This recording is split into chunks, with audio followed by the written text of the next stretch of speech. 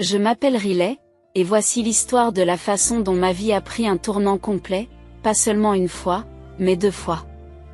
Je pense qu'il vaut mieux commencer par le début. Je suis née de 2 parents merveilleux, David et Johanna David, dans une petite ville de banlieue. Mon père était journaliste et ma mère infirmière. Nous n'étions pas riches, mais nous avions tout ce qu'il fallait pour être heureux. La vie était tranquille jusqu'à ce que j'atteigne l'âge de 15 ans. Une nuit a tout changé. C'était un vendredi soir pluvieux et mes parents rentraient d'un dîner. J'étais avec ma grand-mère, en train de regarder un dessin animé stupide, lorsque le téléphone a sonné. Je n'oublierai jamais le frisson que j'ai ressenti en entendant ma grand-mère pleurer dans la cuisine. Les jours suivants ont été marqués par la confusion et le chagrin d'amour. Ma mère était morte sur le coup dans un accident de voiture. Mon père avait survécu, mais il était gravement blessé. Lorsque j'ai finalement vu mon père à l'hôpital, il avait l'air d'une personne complètement différente. Ses jambes étaient écrasées et les médecins nous ont dit qu'il ne marcherait plus jamais. Quand je lui ai tenu la main, il a murmuré « Je suis tellement désolé, mon chéri. Je suis tellement désolé. » Je ne comprenais pas pourquoi il s'excusait. Ce n'était pas de sa faute. Plus tard, j'ai compris qu'il s'excusait pour la façon dont nos vies avaient changé, pour les moments difficiles que nous avions traversés, pour la mère que j'avais perdue et pour le père qu'il pensait ne plus pouvoir être. Mais mon père, David, était bien plus fort qu'il ne le pensait. Une fois qu'il est sorti de l'hôpital et qu'il s'est adapté à son fauteuil roulant, il s'est lancé à corps perdu dans son travail. Il avait toujours été un écrivain talentueux, et il mettait toute son énergie dans son travail de rédacteur en chef d'un grand journal de la ville. En grandissant, papa s'est assuré que j'avais tout ce dont j'avais besoin. Il m'a encouragé à m'inscrire dans des clubs, à me faire des amis et à vivre ma vie aussi normalement que possible. Mais en réalité, c'est avec lui que j'aimais le plus passer du temps. Nous regardions de vieux films, nous discutions de livres et il m'aidait à faire mes devoirs chaque fois que j'en avais besoin. Lorsque le moment est venu d'entrer à l'université, papa a insisté pour que j'aille à l'école. « Tu dois déployer tes ailes, mon enfant, disait-il. Ne t'inquiète pas pour MOI. Je me débrouillerai très bien. J'étais hésitant, mais au fond de moi, je savais qu'il avait raison. Je suis donc allé à l'université d'État de New York et j'ai étudié la comptabilité. J'y ai rencontré Emma, qui est devenue ma meilleure amie. Grâce à elle, j'ai rencontré son cousin, Michael. Michael était gentil, drôle, et il n'a pas hésité quand je lui ai parlé de mon père. En fait, lorsqu'il a enfin rencontré mon père, ils se sont tout de suite entendus, partageant leur amour de la musique rock classique. Plus tard, Michael m'a dit « Ton père est formidable et tu es incroyable pour tout ce que tu as fait pour lui. » Pour la première fois depuis l'accident de ma mère, j'ai ressenti un sentiment d'espoir. Peut-être pourrais-je avoir une vie normale, une vie remplie d'amour, de rire et même une famille un jour. Après avoir obtenu mon diplôme, la vie semblait se mettre en place. J'ai trouvé un emploi dans un service fiscal local et Michael a commencé à travailler comme chauffeur de camion longue distance. Nous sommes sortis ensemble pendant 4 ans et, par une fraîche soirée d'automne dans le parc où nous avions eu notre premier rendez-vous, il m'a demandé en mariage. J'étais aux anges, mais j'avais une condition. Oui, Michael, mais je ne peux pas quitter mon père. Il a besoin de moi. Michael a souri et m'a dit « Je ne voudrais pas qu'il en soit autrement. Nous vivrons tous ensemble. L'appartement de ton père est assez grand pour nous 3, n'est-ce pas ?» Notre mariage était petit et magnifique. Papa a insisté pour se déplacer en fauteuil roulant le long de l'allée pour m'offrir le mariage, et il n'y avait pas un œil sec dans la salle. Aux côtés de Michael, j'avais l'impression d'être dans un conte de fées. Mais chaque conte de fées a ses défis, et le mien s'est présenté sous la forme de ma belle-mère, Haley, et de ma belle-sœur, Megan. Dès que je les ai rencontrées, j'ai su qu'elles ne m'approuvaient pas. Lors de notre première rencontre, Haley a demandé, d'un air dégoûté. « Alors, ton père est handicapé ?» Je l'ai corrigé gentiment. « Il est handicapé. » Et elle était claire dès le départ qu'il ne serait pas facile de les convaincre, mais j'étais déterminée à trouver un moyen. C'était le début d'un nouveau chapitre. Et je n'avais aucune idée de ce que la vie nous réservait. J'ai essayé de garder mon calme en la corrigeant. Il travaille comme rédacteur. Alec se contenta d'un rapide sourire dédaigneux et dit « C'est gentil », avant de se tourner vers Michael avec un regard critique. « Tu es sûr de toi, il y a tellement de filles gentilles issues de bonnes familles. » J'ai senti mon visage rougir à la fois d'embarras et de colère, mais avant que je ne puisse dire quoi que ce soit, Michael a pris la parole avec fermeté. « Maman, Riley vient d'une bonne famille. Le handicap de son père n'y change rien. Je l'aime et c'est tout ce qui compte. Alec sais-tu, mais je pouvais encore lire la désapprobation dans ses yeux. Sa fille, Megan, lui a emboîté le pas, et la froideur qu'elle dégageait toutes les deux était difficile à ignorer. Après le mariage, Michael est resté fidèle à sa parole et a emménagé avec papa et moi. Nos vies se sont installées dans un rythme confortable. J'allais travailler au bureau des impôts, tandis que Michael parcourait de longues distances en voiture, parfois pendant plusieurs jours. Lorsqu'il était à la maison, nous prenions le repas en famille, mais lorsqu'Alec et Megan venaient nous rendre visite, tout était différent. Elles se comportaient comme si notre maison leur appartenait, reconnaissant à peine la présence de papa. Une fois, j'ai entendu Alec chuchoter à Megan. « C'est vraiment dommage. Michael aurait pu faire tellement mieux. Maintenant, il est coincé avec cette fille et son père infirme. S'ils ont des enfants, vous imaginez les gênes ?» Je me suis sentie furieuse, mais je me suis retenue pour le bien de Michael. Je me disais qu'il fallait garder la paix, mais cela m'épuisait. Un soir, après une autre visite tendue de Alec et Megan, je n'ai plus pu me retenir. Je me suis effondrée dans notre chambre et Michael m'a trouvée en larmes. Il m'a entourée de ses bras et m'a demandé à voix basse « Et, qu'est-ce qui ne va pas ?» J'ai sangloté. « C'est ta mère et ta sœur. Elle me déteste. Elle pense que je ne suis pas assez bien pour toi, à cause de papa. » Le visage de Michael est devenu sérieux. « C'est ridicule. Toi et ton père, vous êtes ma famille maintenant. S'ils ne peuvent pas l'accepter, c'est leur problème, pas le nôtre. Ces paroles m'ont réconforté, mais au fond de moi, je sentais que ce n'était que le début de la tension avec Alec et Megan. À eu fil des mois, l'entreprise de camionnage de Michael a commencé à bien marcher, et il était plus souvent sur la route, voyageant parfois à travers le pays. Elle me manquait lorsqu'il était absent, mais je restais occupée au bureau des impôts et je passais mes soirées avec papa, qui était toujours là pour me tenir compagnie.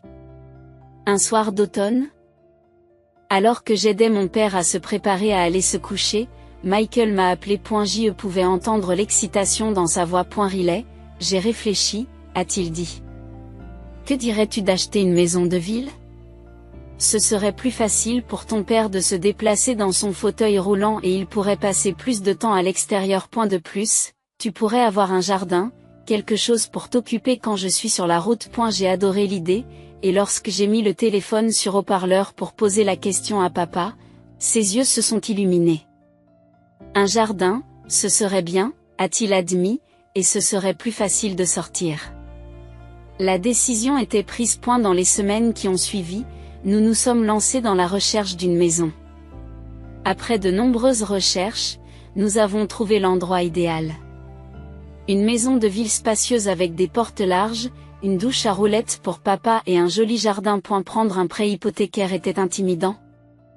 Mais avec les revenus de Michael, mon travail et le loyer de l'ancien appartement de papa, nous avons réussi à faire en sorte que cela fonctionne. Nous avons emménagé par un beau dimanche de printemps. Je n'oublierai jamais l'expression du visage de papa lorsqu'il s'est déplacé sur notre nouveau patio. C'est parfait, ma chérie, a-t-il dit, les yeux embués d'émotion. Je vous remercie. Au cours des mois qui ont suivi, nous nous sommes installés et avons fait en sorte que l'endroit se sente comme chez nous. J'ai commencé un petit potager et papa adorait passer du temps à l'extérieur, profiter du soleil et de l'air frais.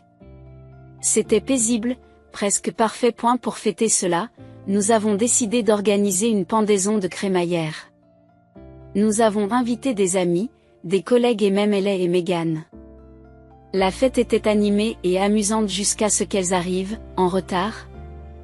Comme d'habitude. Elles sont entrées en jetant un coup d'œil à la ronde avec une envie à peine voilée. J'ai essayé de l'ignorer, déterminée à profiter de la journée.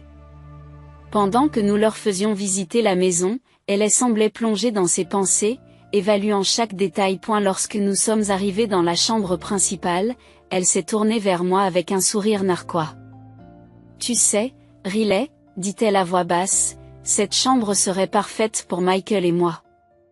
Pourquoi ne pas envoyer son père dans une maison de retraite? Je pourrais alors m'installer ici. Ces mots m'ont fait l'effet d'une gifle. Je suis restée là, abasourdie, la colère montant en moi. J'avais envie de lui hurler dessus pour lui dire que papa était ma famille et que nous avions construit cette vie ensemble. Mais j'ai pris une grande inspiration et j'ai gardé mon calme. Mon père ne va nulle part, ai-je dit calmement mais fermement. C'est aussi sa maison. Le visage d'Elle se tordit de contrariété, mais je m'en moquais. J'y suis sortie, la laissant plantée là, et j'ai rejoint Michael, qui riait avec son père dans le jardin. Les voir heureux et détendus me rappelait ce qui comptait vraiment. Malgré les tentatives d'Elle pour interférer, je savais que j'avais ma famille, mon père, mon mari, et une vie remplie d'amour et de force. Personne, pas même Elle, ne pouvait m'enlever tout cela. J'ai eu l'impression d'être giflée. Excusez-moi? J'ai réussi à le dire, encore sous le choc. Oh, n'ayez pas l'air si surpris, répondit Elle froidement. Ton père ne va pas bien. Il n'est plus une personne à part entière, n'est-ce pas? Il n'a pas besoin de tout ce luxe. Une maison de retraite suffirait amplement pour quelqu'un dans son état. Avant même que je puisse répondre, Elle s'est dirigée directement vers le patio, où papa discutait avec quelques invités. À ma grande horreur, elle a saisi les poignées de son fauteuil roulant et a commencé à le pousser vers l'allée. J'ai crié en courant après elle. Qu'est-ce que tu fais? S'il ne veut pas aller dans une maison de retraite, il peut rester dehors. C'est ce que tu voulais, non? Qu'il soit dehors, a-t-elle ricané. Je tremblais de colère et d'incrédulité. Heureusement, Michael a entendu le vacarme et est arrivé en courant. Son visage est devenu rouge de fureur lorsqu'il a vu la scène. Maman, a-t-il crié. Qu'est-ce que tu fais? Lâche la chaise de David, tout de suite. Elle a l'air choquée, prise au dépourvu par le ton de Michael. Mais, chérie, j'étais juste. Je ne veux pas l'entendre. Michael lui coupa fermement la parole. Toi et Megan, vous devez partir. Après leur départ, Michael a continué à s'excuser auprès de papa et de moi. Sa voix tremblait quand il disait « Je suis vraiment désolé. Je n'avais aucune idée qu'elle ferait ça. Je suis vraiment désolé. » Papa s'est approché et a tapoté doucement la main de Michael. « Ce n'est pas ta faute, mon fils. » dit-il gentiment. « Il y a des gens qui ne peuvent pas comprendre. » À partir de ce jour, les choses changèrent. Elle et Megan gardèrent leur distance, ce qui me convenait parfaitement. Michael s'est encore plus concentré sur son travail, prenant des itinéraires long courriers supplémentaires pour aider à payer une nouvelle maison. J'y passais mes journées à concilier mon travail au bureau des impôts, à gérer notre maison et à m'occuper de papa. Les années ont passé rapidement. La vie s'est installée dans une routine confortable et prévisible. Michael était souvent en déplacement, mais lorsqu'il était à la maison, nous formions une petite famille heureuse. Et la santé de papa est restée stable et il aimait passer ses journées dans le jardin ou travailler à son édition depuis la maison. Pendant un certain temps, nous avons eu l'impression d'avoir trouvé une sorte de paix. C'est alors qu'est arrivé l'appel qui a bouleversé mon monde. J'étais au travail lorsque mon téléphone a sonné et qu'une voix inconnue m'a accueilli à l'autre bout du fil. Madame Walker? C'est l'officier Andrew de la patrouille routière. Mon cœur s'est effondré. Oui. J'ai eu du mal à prononcer le mot. J'ai le regret de vous informer que votre mari, Michael Walker, a été victime d'un grave accident. Le reste de la conversation est devenu flou. Des mots comme collision frontale et n'a pas survécu flottaient dans l'air. Mais ils étaient à peine audibles. Je me souviens d'avoir remercié l'officier et d'avoir raccroché le téléphone. Et la réalité s'est lentement imposée. Michael n'était plus là. Et la semaine suivante a été marquée par le chagrin et l'incrédulité. J'ai organisé les funérailles comme si j'étais en pilote automatique, comprenant à peine ce qui se passait autour de moi. Et la veille des funérailles, j'ai finalement trouvé le courage d'appeler Ellie. Je savais qu'elle méritait d'apprendre la mort de son fils de ma bouche, et non par le biais d'un journal. Bonjour. C'est la voix tranchante de Ellie qui répond. Ellie, c'est Riley. Dis-je, la voix tremblante. C'est à propos de Michael. Il n'est plus là. Il y a eu un accident. Pendant un moment, il y eut un silence à l'autre bout du fil. Puis la voix de Ellie est revenue, mais elle était remplie de fureur. C'est ta faute, siffla-t-elle. Tu l'as fait travailler si dur? Conduire ce camion pour payer ta belle maison. Tu as tué mon fils. Je suis resté abasourdi, incapable d'assimiler ses paroles. Laisse tomber. Elle a craqué. J'attends de toi que tu lui fasses les meilleures funérailles possibles, mais n'attends pas un centime de nous. Tu as fait ton lit. Maintenant, couche-toi dedans. Et sur ce, elle a raccroché. Je suis resté là, à fixer le téléphone, des larmes coulant sur mon visage. Comment pouvait-elle être aussi cruelle? Comment pouvait-elle me reprocher cela? Je n'arrivais pas à croire les mots que je venais d'entendre. Le jour de l'enterrement de Michael était froid et pluvieux, ce qui correspondait à la lourdeur de mon cœur. L'église était bondée, Michael était très apprécié et il semblait que la moitié de la ville était venue lui rendre hommage. Mais en regardant autour de moi, j'ai remarqué que Ellie et Megan n'étaient nulle part. Elles n'étaient même pas venues à l'enterrement de Michael. Leur propre fils et leur propre frère, et elles ne pouvaient pas s'en préoccuper. Alors que les gens faisaient la queue pour présenter leurs condoléances, mon père s'est approché et m'a serré la main. C'est leur perte, ma chérie, a-t-il chuchoté. Nous sommes une famille et nous surmonterons cette épreuve ensemble. Après la cérémonie, nous sommes rentrés à la maison, sentant le poids de la journée. Mais au moment où nous nous sommes engagés dans notre allée, quelque chose s'est effondré. Les lumières étaient allumées dans la maison, ce qui était étrange, car j'étais sûr de les avoir éteintes avant de partir pour l'église. Un sentiment d'insécurité s'est installé dans mon estomac lorsque j'ai garé la voiture, et papa et moi avons échangé des regards inquiets. Lorsque nous sommes entrés, nous avons trouvé un salon en désordre. Les portes étaient ouvertes et certaines de nos affaires étaient éparpillées sur le sol. J'ai rapidement parcouru la maison, vérifiant chaque pièce, le cœur battant. Puis j'ai remarqué qu'il manquait quelque chose de crucial, quelques objets que Michael avait hérités de son grand-père et auxquels il tenait beaucoup. Mon père s'est approché de moi en fauteuil roulant, l'air préoccupé. Riley, je pense que ce n'était pas un cambriolage ordinaire, dit-il doucement. À ce moment-là, j'ai pris conscience de la situation. Je me suis souvenu des mots durs prononcés par Ellie lors de notre conversation téléphonique. Aurait-elle pu faire ça par méchanceté? J'étais sûr d'avoir tout éteint avant de partir. En arrivant dans l'allée, j'ai remarqué que les lumières étaient allumées. Papa, tu as laissé des lumières allumées? Demandai-je en fronçant les sourcils. Il a secoué la tête. Non, je ne crois pas. Alors que nous nous rapprochions, j'ai remarqué qu'il y avait du mouvement à l'intérieur de la maison. Mon cœur s'est mis à battre la chamade. Est-ce qu'on était en train de nous cambrioler le jour des funérailles de Michael? J'ai rapidement aidé papa à sortir de la voiture et à s'installer dans son fauteuil roulant, l'esprit en ébullition. Devrais-je appeler la police? Mais alors que nous atteignions la porte d'entrée, j'ai entendu des voix familières.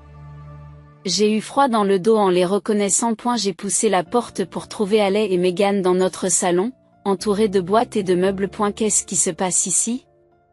Demandai-je pour exprimer mon chagrin face à cette intrusion scandaleuse. Ellie s'est tournée vers moi avec un faux sourire compatissant. Oh, Riley, ma chère. On t'aide juste à faire tes valises. Après tout, Tu ne peux pas te permettre de garder cet endroit maintenant que Michael est parti. Je suis restée sans voix. Meghan est intervenue. Sa voix était d'une douceur écœurante. Ne t'inquiète pas. Tu peux retourner à l'appartement de ton père. Il est confortable. Je sentais ma colère monter. Sors, dis-je. Ma voix était basse et dangereuse. Sors de chez moi tout de suite. Haley avait l'air offensé. Cette maison nous appartient maintenant, Riley. C'est le cas de tous les biens de Michael. Nous sommes sa famille, après tout. Comme si tu l'étais. J'ai explosé. Où étais-tu aujourd'hui à son enterrement? Oh, c'est vrai. Tu n'as même pas pris la peine de te montrer. Haley a fait un geste dédaigneux de la main. Nous étions occupés à prendre des dispositions. Maintenant, soyez une bonne fille et commencez à faire vos valises. On se retrouve demain dehors. Je n'arrivais pas à croire ce que j'entendais. Ces femmes n'avaient pas versé une seule larme pour Michael. N'avaient même pas assisté à ses funérailles, et maintenant elles essayaient de s'emparer de notre maison. J'appelle la police, dis-je en sortant mon téléphone. Haley et Meghan ont échangé des regards inquiets. Elles ne s'attendaient manifestement pas à ce que je me défende. Maintenant, Riley, commença Haley, mais je la coupai. Non. Tu as exactement 15 minutes pour sortir de chez moi avant que j'appelle les flics. C'est ma maison. Michael et moi l'avons achetée ensemble. Vous n'avez aucun droit d'être ici. C'était peut-être la détermination dans ma voix ou le feu dans mes yeux. Mais Haley et Meghan ont finalement semblé se rendre compte qu'elles avaient dépassé les bornes. Elles ont rassemblé leurs affaires et sont parties, mais pas avant que Haley ne se tourne vers moi avec un sourire narquois. Ce n'est pas fini, Riley. Tu auras des nouvelles de nos avocats. Les jours qui ont suivi l'enterrement de Michael ont été marqués par le chagrin, l'anxiété et une paperasserie sans fin. Je me lançais dans la gestion des affaires de Michael, en partie pour rester occupé, et en partie par crainte que Haley et Meghan n'essaient de s'approprier ce qui ne leur appartenait pas. Une semaine après les funérailles, j'ai reçu un appel d'un cabinet d'avocats local. Mon cœur a battu la chamade lorsque j'ai répondu, craignant que Haley ne mette sa menace à exécution.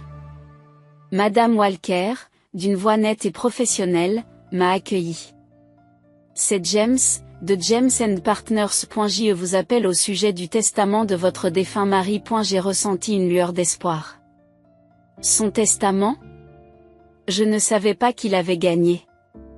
Oui, madame.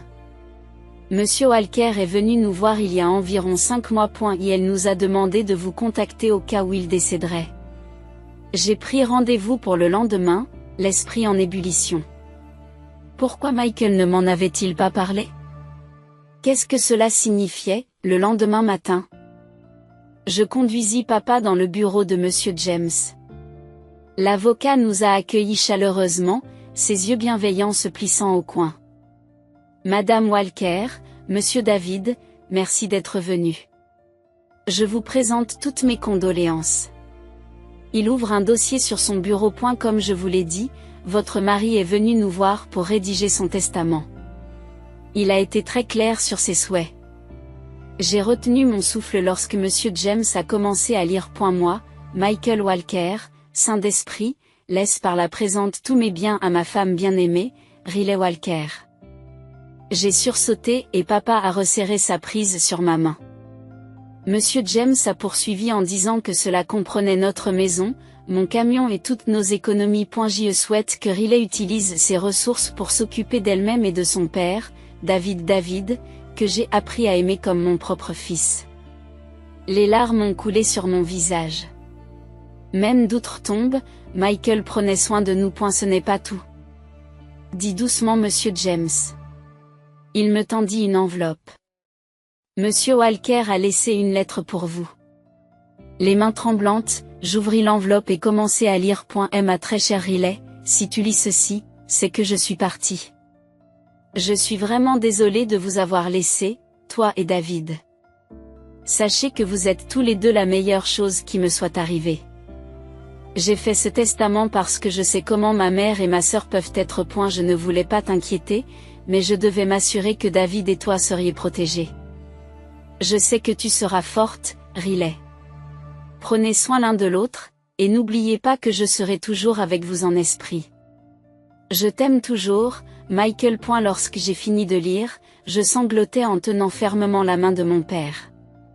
Michael avait pensé à tout pour nous protéger, sachant exactement ce que Hailey et Meghan pourraient essayer de faire. Même s'il n'était plus là, il avait fait en sorte que nous soyons en sécurité. Cette nuit-là, j'ai ressenti un regain de force. L'amour et les projets de Michael m'ont donné le courage de faire face à tout ce qui pourrait arriver. Et quelles que soient les tentatives de Hailey et de Meghan, je savais que j'avais une base solide et la volonté de tenir bon. J'allais honorer la mémoire de Michael en gardant la maison que nous avions construite ensemble, en m'accrochant à la famille et à l'amour qu'il m'avait laissé. Et la lettre de Michael se terminait par des mots qui m'ont profondément touchée. Toi et David êtes ma vraie famille, Riley. Pas eux. Prenez soin l'un de l'autre, vivez pleinement votre vie et sachez que je veillerai toujours sur vous deux. Tout mon amour, Michael. Serrant la lettre contre ma poitrine, j'ai commencé à sangloter, ressentant un mélange de douleur et de gratitude. Papa avait lui aussi les larmes aux yeux. Sa main usée me tapotant le bras comme pour me rassurer sur le fait que nous allions nous en sortir ensemble. James nous a laissé un moment pour nous ressaisir avant de reprendre la parole. Madame Walker, il y a encore une chose. Le camion de votre mari était assuré. Compte tenu des circonstances de l'accident, la compagnie d'assurance paiera la valeur totale de la police. J'ai levé les yeux, toujours en train de renifler, en essayant d'assimiler ces paroles. Qu'est-ce que cela signifie? Monsieur James m'a offert un petit sourire rassurant. Cela signifie que vous allez recevoir une grosse somme d'argent. Suffisamment pour payer votre hypothèque et plus encore. En quittant le bureau de l'avocat, je me suis senti libérée d'un poids. Michael s'était assuré que tout irait bien, même en son absence. Il avait pensé à tout. Lorsque nous nous sommes garés dans notre allée, j'ai remarqué une voiture familière garée dans la rue. Mon cœur a sombré lorsque j'ai reconnu la berline élégante de Hailey. Oh non, murmurai-je, redoutant ce qui allait suivre. Bien sûr, Hailey et Meghan attendaient sous notre porche. Mais cette fois, je n'avais pas peur. J'avais la lettre de Michael dans ma poche et la force de son amour dans mon cœur. Alors que nous nous approchions, la voix de Hailey prit un ton faussement doux. Riley, commença-t-elle, nous devons parler de la succession de Michael. Je me suis redressée et j'ai croisé son regard. Non, Hailey, nous ne devons pas. Michael m'a tout légué. Tout est légal et officiel. Et tu veux savoir pourquoi? Parce que nous étions sa vraie famille, pas toi. J'ai montré du doigt la rue. Maintenant, partez, s'il vous plaît. Vous êtes en train d'empiéter sur ma propriété. Pour une fois, Hailey est restée sans voix. Meghan lui tira le bras, chuchotant avec insistance, et avec un dernier regard venimeux. Elles montèrent finalement dans leur voiture et s'en allèrent. Les semaines qui suivirent furent très occupées, car je me lançais dans le règlement des affaires de Michael, reconnaissante de pouvoir ainsi me distraire de mon chagrin. L'indemnité d'assurance est arrivée comme Monsieur James l'avait annoncé, suffisamment pour rembourser notre prêt hypothécaire et il en restait encore beaucoup. Un après-midi, en rangeant le bureau de Michael, je suis tombée sur un petit carnet rempli de son écriture familière. Il s'agissait d'une sorte de journal dans lequel il avait consigné ses pensées et ses rêves concernant notre avenir commun. L'une des entrées a attiré mon attention, il pensait à créer un fonds d'études pour nos futurs enfants. Il voulait s'assurer qu'ils prennent le meilleur départ dans la vie. Mon cœur s'est serré en lisant ces mots. Nous avions parlé d'avoir des enfants un jour, mais nous avions décidé d'attendre d'être plus stables financièrement. Maintenant, en lisant les espoirs et les rêves privés de Michael, j'ai senti une nouvelle vague de chagrin m'envahir. Oh, Michael, murmurai-je en serrant le carnet contre moi. Nous avions tant de projets. Cette nuit-là, je n'ai pas pu dormir. Je me suis retournée, hantée par des souvenirs et des pensées de l'avenir que nous n'aurions jamais. Quand j'ai fini par m'endormir, j'ai rêvé de Michael. Il était là, souriant et me tendant la main. C'est bon, Riley, me dit-il doucement dans mon rêve. Tout va bien se passer. Le lendemain matin, je me suis réveillée avec un sentiment différent. Je n'arrivais pas à l'expliquer, mais quelque chose avait changé en moi. Alors que je me préparais pour le travail, une vague de nausées m'a frappée et j'ai à peine réussi à atteindre la salle de bain à temps. Au début, j'ai pensé que c'était simplement le chagrin qui m'accablait. Mais au fur et à mesure que les nausées matinales se poursuivaient dans les jours qui ont suivi, j'ai commencé à prendre conscience de la situation. Serait-ce possible? Après quelques jours, j'ai finalement trouvé le courage de faire un test de grossesse, mon cœur battant la chamade en attendant les résultats. Lorsque les 2 petites lignes sont apparues, j'ai couvert ma bouche de choc, submergé par l'émotion. Je portais l'enfant de Michael. À ce moment-là, tout a changé. J'ai ressenti un profond sentiment de paix et de détermination, sachant qu'une partie de Michael continuerait à vivre dans notre enfant. J'ai imaginé son sourire, sa gentillesse et ses rêves continuer à travers cette nouvelle vie, un cadeau qu'il avait laissé derrière lui. Lorsque j'ai annoncé la nouvelle à mon père, ses yeux se sont remplis de larmes. Il m'a tendu la main et l'a serrée très fort. Michael serait si fier, a-t-il chuchoté. Cet enfant aura ce qu'il y a de mieux en vous. À partir de ce moment-là, je me suis attachée à construire un avenir pour mon bébé et à honorer la mémoire de Michael de toutes les manières possibles. J'ai gardé sa lettre et son carnet à portée de main, un rappel constant de son amour et de la vie que nous avions planifiée ensemble. Même si le chemin à parcourir n'était pas facile, je savais que je n'étais pas seule. L'esprit de Michael était avec moi, il me guidait, et notre petite famille continuerait, plus forte que jamais. J'y pensais que ce n'était que le stress et le chagrin, mais une petite voix au fond de mon esprit m'a suggéré quelque chose d'autre. Après une semaine d'absence, je me suis retrouvée dans l'allée de la pharmacie, à regarder les tests de grossesse. Les mains tremblantes, j'en ai pris un, je l'ai acheté et je me suis précipitée chez moi. Les 5 minutes d'attente du résultat m'ont semblé les plus longues de ma vie. Enfin, j'ai regardé vers le bas, 2 lignes bleu clair. Je me suis effondrée sur le sol de la salle de bain. Submergée par un mélange d'émotions, de joie, de peur, de chagrin et d'espoir qui tourbillonnaient tous ensemble. Et la voix du père de Riley se fait entendre de l'autre côté de la porte. Tout va bien là-dedans? J'ai ouvert la porte, des larmes coulant sur mon visage. Son expression est passée de l'inquiétude à l'alarme. Qu'est-ce qui ne va pas, ma chérie? Demanda-t-il doucement. J'ai brandi le test, la main tremblante. Je suis enceinte, papa. Puis je me suis effondrée dans ses bras en sanglotant. Il m'a serrée contre lui, me caressant les cheveux comme il le faisait quand j'étais petite. Ça va aller, a-t-il murmuré. Tout va bien se passer. Tu n'es pas seule, Riley. Et ce bébé est un cadeau. Un morceau de Michael qui continuera à vivre. Ces mots m'ont profondément touchée. Ce bébé était une partie de Michael, une continuation de notre amour. La peur qui m'habitait a commencé à s'estomper, remplacée par une détermination que je n'avais jamais ressentie auparavant. Tu as raison, dis-je en m'essuyant les yeux. Ce bébé est un cadeau. Et nous allons nous en sortir. Papa a souri, ses yeux se sont plissés de chaleur. C'est bien ma fille. Maintenant, allons te chercher quelque chose à manger. Tu manges pour 2 maintenant. Après tout, alors que nous nous dirigions vers la cuisine, j'ai senti une lueur d'espoir grandir en moi. Le chemin à parcourir serait semé d'embûches, mais avec mon père à mes côtés et l'enfant de Michael qui grandissait en moi, je savais que nous pourrions tout affronter. Au fur et à mesure que les mois passaient et que mon ventre grossissait, j'ai découvert une force que je ne soupçonnais pas. Papa est devenu mon roc, toujours là avec un mot gentil, une épaule sur laquelle s'appuyer ou une main. Secourable. Nous nous sommes installés dans une nouvelle routine, juste tous les deux, attendant avec impatience l'arrivée de cette nouvelle vie qui viendrait compléter notre petite famille. Par un après-midi ensoleillé, alors que je m'occupais du jardin que papa et moi avions planté ensemble, j'ai entendu une voiture s'arrêter. Mon cœur s'est serré lorsque j'ai reconnu la berline élégante de Haley.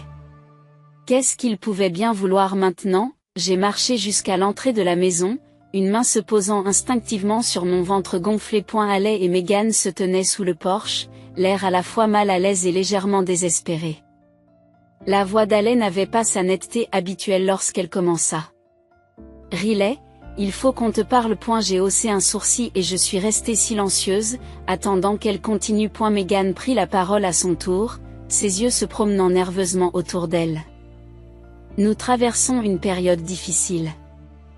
Nous nous demandions si nous pouvions rester dans l'ancien appartement de ton père, le temps de nous remettre sur pied.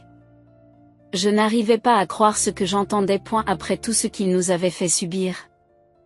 Ils avaient le culot d'en demander plus. » J'ai gardé ma voix calme, mais ferme.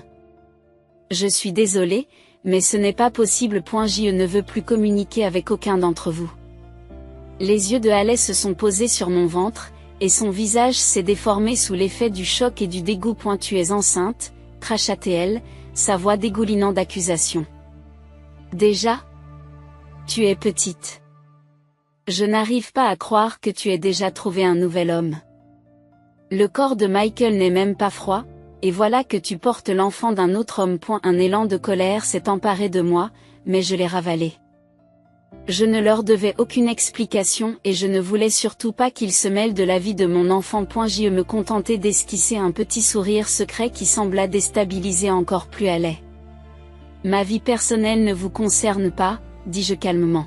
« Maintenant, je pense qu'il est temps pour vous de partir. » Haley avait l'air de vouloir discuter. Mais quelque chose dans mon expression a dû l'arrêter. Elle a tourné les talons, a attrapé le bras de Meghan et elles sont parties toutes les deux. Je les ai regardées partir et j'ai ressenti un profond sentiment de paix m'envahir. J'avais tenu bon, j'avais protégé ma famille et j'avais gardé ma dignité. Je savais que Michael aurait été fier.